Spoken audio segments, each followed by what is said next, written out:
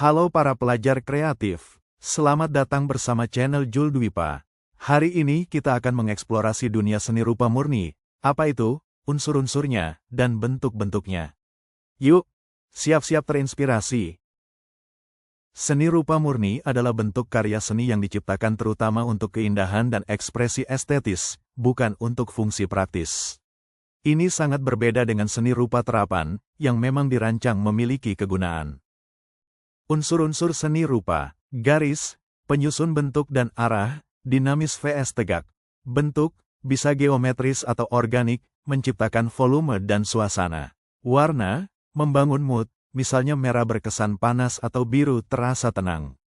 Tekstur, bisa nyata atau visual, memberi kedalaman, misalnya relief atau teknik impasto. Komposisi, penataan unsur seni agar harmonis dan menarik. Semua unsur ini dipadukan secara seimbang serta selaras agar karya tampil memukau. Perbedaan seni rupa murni dengan terapan yaitu seni rupa murni fokus pada estetika keindahan jiwa, sementara terapan punya fungsi praktis. Contohnya lukisan sebagai karya murni, versus furnitur artistik yang mendekorasi sekaligus berguna. Contoh bentuk seni rupa murni. Lukisan, 2D, realis, abstrak, lanskap. Patung, 3D, patung klasik atau modern. Relief, di candi atau instalasi artistik. Grafis, litografi, cetak saring. Instalasi, keramik, jika ada, bisa pakai alternatif visual. Contoh nyata seni rupa murni. Lukisan, medium klasik dari kanvas, cat minyak atau akrilik. Patung, karya 3 dimensi dari kayu, batu, tanah liat.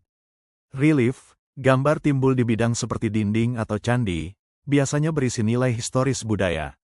Grafis, teknik cetak, karya seri di kertas atau media lain, dibuat sebagai karya murni jika bukan untuk fungsi publikasi.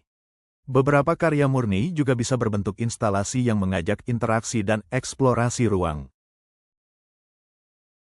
Prinsip desain visual. Dalam menyusun unsur seni, seniman memanfaatkan prinsip seperti keseimbangan, balance, simetris, asimetris, agar tidak timpang. Dominasi, emfasis, titik fokus dalam karya. Keselarasan, harmoni, perpaduan unsur yang serasi. Irama, rit, pengulangan yang memberi alur visual.